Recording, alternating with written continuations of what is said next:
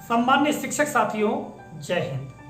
साथियों, पिछले कालखंड में मैंने एम शिक्षा मित्र के वर्जन 12.8 पर जो शिक्षा सेतु ऐप दिया हुआ है, जिसमें कि हमारा घर हमारा विद्यालय डिजिटल ऐप है, उस पर शिक्षक साथी और प्रधान पाठक के लिए समर्थन फॉर्म दिया हुआ है।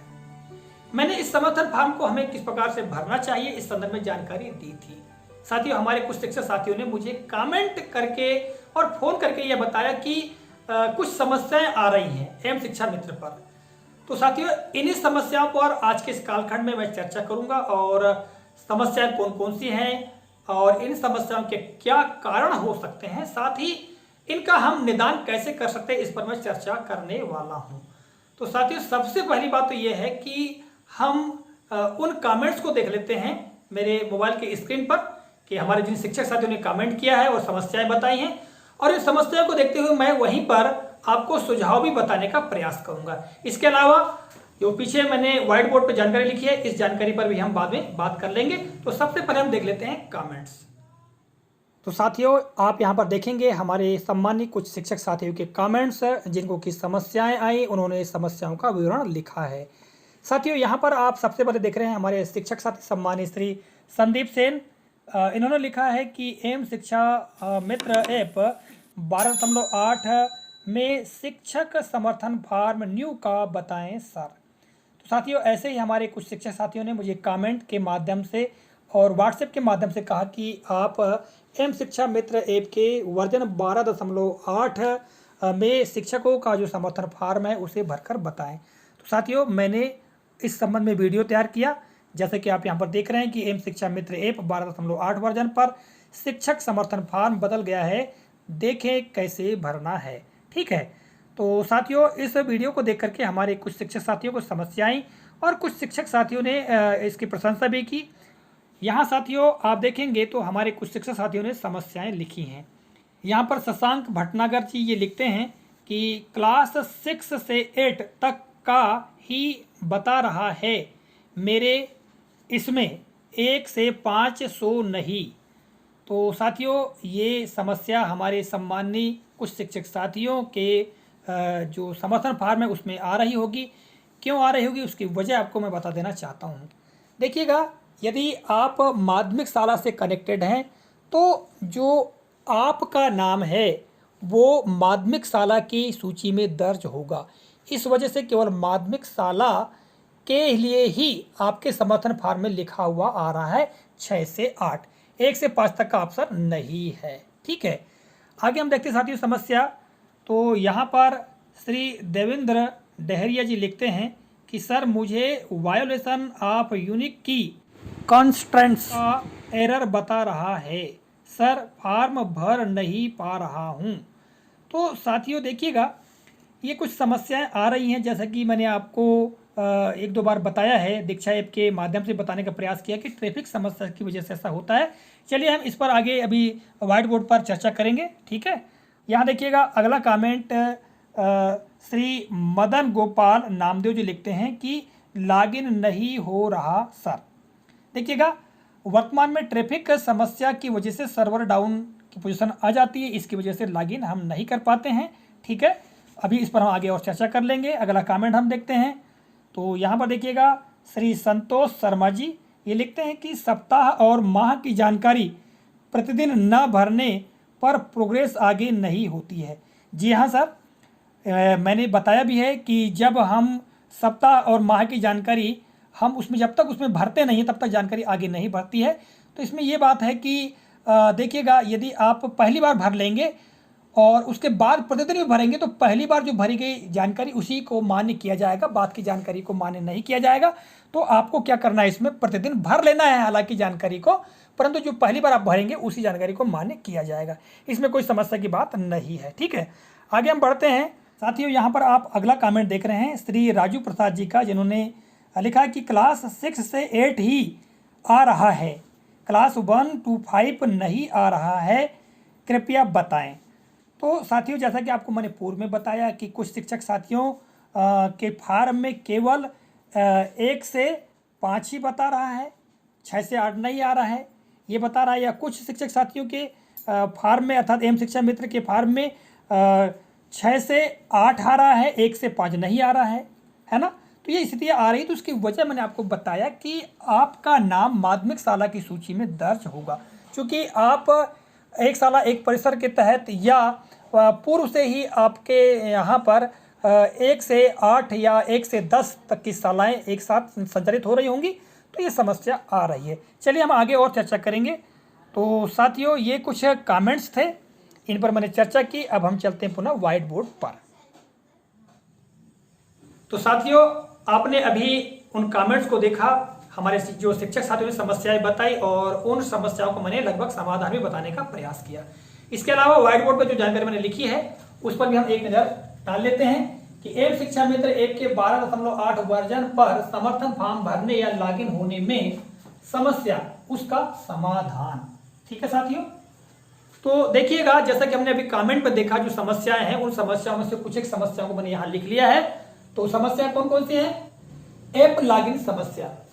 सबसे बड़ी समस्या यह है कि हम ऐप के ऊपर अर्थात एम शिक्षा मित्र एप्लीकेशन पर लॉगिन ही नहीं हो पा रहे हैं, ये समस्या आ रही है ना। दूसरी समस्या, शिक्षा सेतु हमारा घर हमारा विद्यालय में कक्षाओं का ऑप्शन ना होना, यानी कई बार होते कक्षाओं का ऑप्शन ही नहीं आ रहा है, या कक्षाओं का ऑप्शन आ रहा है तो कुछ में केवल कक्षा 1 से 5 तक आ रहा है, कुछ में 6 से 8 तक आ रहा है। ठीक है, एक समस्या ये है। आगे हम बात करते हैं साथियों, फॉर्म में जानकारी आगे न बढ़ पाना। अगली समस्या ये साथियों कि जब हम सब कुछ सही है और जब हम फॉर्म भरना प्रारंभ करते हैं तो फॉर्म भरने के बाद कुछ पॉइंट्स के बाद में जो जानकारी वो आगे नहीं बढ़ पा रही है, तो ये समस्या है। तो साथियों, अब इन समस्याओं के जो मूल कारण हो सकते हैं उन पर मैं चर्चा कर लेता हूं। मैंने यहाँ पर लिख के रखा है इस समस्या के कारण। तो सबसे पहली जो समस्या का कारण साथियों वह है ट्रैफिक समस्या, अर्थात ट्रैफिक की वजह से सर्वर के डाउन हो जाने की समस्या। साथियों, होता क्या है कि जब नया वर्जन आता है और नए वर्जन को सभी लोग अपडेट करते हैं, हमारे सभी शिक्षक साथी, तो एक साथ ट्रैफिक समस्या आ जाती है, ट्रैफिक बढ़ जाता है, और ट्रैफिक बढ़ जाने की वजह से क्या होता है, सर्वर डाउन हो जाता है। ठीक है साथियों, पिछली बार मैंने जो दीक्षा ऐप है, दीक्षा ऐप पर भी समस्याओं के संबंध में कुछ वीडियोस में सुझाव दिए हैं और बताया है कि यदि ट्रैफिक समस्या या सर्वर की समस्या आती है तो हम उन प्रशिक्षणों को पूरा नहीं कर पा रहे हैं, या जो हमारे प्रशिक्षण पूरे हो गए हैं तो उन प्रशिक्षणों के प्रमाण पत्र आने में देरी हो रही है। तो उसी तरह साथियों, एम शिक्षा मित्र ऐप पर भी ट्रैफिक समस्या की वजह से, सर्वर डाउन की वजह से ये समस्या आ रही हैं, किंतु ये समस्या जो है वो हल हो जाएंगी। अभी मैं इस पर आगे चर्चा करने वाला हूं। तो दूसरी बात हम देखें साथियों, समस्या का कारण ये है पासवर्ड समस्या।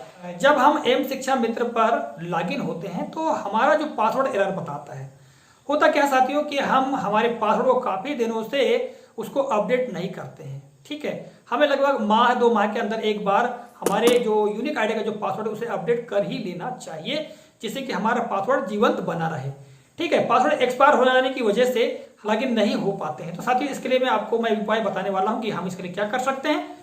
और साथियों, अगली समस्या का कारण क्या हो सकता है कि अपडेट समस्या, अर्थात जब हम जो ऐप है उसको अपडेट करते हैं तो अपडेट में समस्या आ रही है। ठीक है, इस पर भी हम चर्चा कर लेंगे। और आगे क्या है कि अपडेट के बाद लॉगिन बटन से लॉगिन ना होना।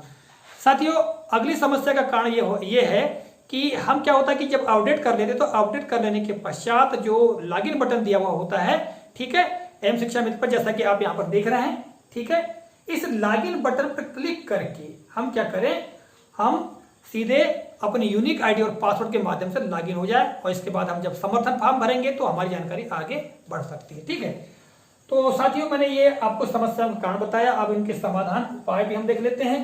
तो समस्या का समाधान क्या है कि ट्रैफिक या सर्वर प्रॉब्लम की वजह से उपरोक्त समस्याएं आ रही हैं, परेशान न हो, समय के साथ सभी समस्याएं हल हो जाएंगी। साथियों, ये सबसे उपयुक्त समाधान मैं आपको बता रहा हूं कि सर्वर की वजह से या ट्रैफिक समस्या की वजह से समस्याएं पैदा हो रही हैं। इसमें परेशान होने की आवश्यकता नहीं है, क्योंकि हमारे कुछ शिक्षक साथी ये सब समस्या देखकर परेशान हो जाते हैं कि हम जानकारी नहीं भर पा रहे हैं, ऐसा नहीं हो पा रहा है, तो वो काफी परेशान हो जाते हैं। तो परेशान होने की आवश्यकता नहीं है, 1-2 दिन के अंदर अंदर ये समस्या हल हो जाएगी और आप लॉगिन भी हो पाएंगे और साथ में जो आपका समर्थन फॉर्म है उस समर्थन फॉर्म को भी आप आसानी से भर पाएंगे। इसके अलावा साथियों यदि सब कुछ सही भी है और फिर भी कुछ समस्या आ रही है तो उसके लिए मैं आपको आगे सुझाव बता रहा हूं। तो देखिएगा मैंने लिखा है कि अपडेट के बाद लॉगिन बटन से यूनिक आईडी से लॉगिन हो। साथियों जैसा कि मैंने आपको पहले बता दिया कि आपको क्या करना है, जब आप एप्लीकेशन को अपडेट करें उसके पश्चात लॉगिन बटन पर जाएं और लॉगिन बटन पर जाकर के वहां अपनी यूनिक आईडी और पासवर्ड के माध्यम से लॉगिन हो जाए। इसके बाद आप क्या करें, समर्थन फॉर्म भरें। ठीक है। और अगला सुझाव क्या है साथियों कि किसी अन्य मोबाइल में एम शिक्षा मित्र ऐप पर स्वयं की यूनिक आईडी से लॉगिन होकर समर्थन फॉर्म भरें।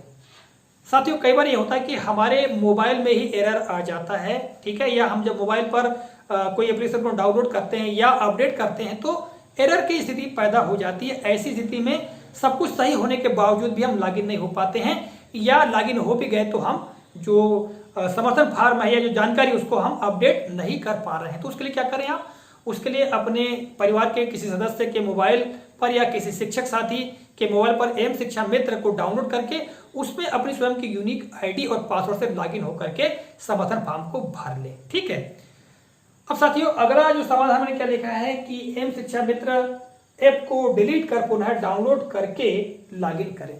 साथियों कई बार एरर की वजह से क्या होता है कि जो एम शिक्षा मित्र ऐप है वो काम नहीं करता है। तो आप क्या करें, उस एम शिक्षा मित्र ऐप को डिलीट कर दें पहले, इसके पश्चात प्ले स्टोर से उसको डाउनलोड करें और डाउनलोड करने के पश्चात आप अपनी यूनिक आईडी से लॉगिन होकर के पासवर्ड डाल करके लॉगिन हो जाएं और फिर समर्थन फॉर्म को भर लें। ठीक है साथियों, तो ये कुछ बातें मैंने आपको बताई इस संबंध में। आशा करता हूं ये जानकारी आपको काफी उपयोगी लगी होगी और आपकी समस्याओं का समाधान भी हुआ होगा। तो साथियों थोड़ा इंतजार करें और समय के साथ में सब सारी समस्याएं हल हो जाएंगी। ठीक है, आज के इस कालखंड से विदा लेता हूं। अगले कालखंड में पुनः किसी नई जानकारी, नए प्रकरण को लेकर आपके समक्ष उपस्थित होऊंगा। तब तक नमस्कार, जय हिंद, वंदे मातरम।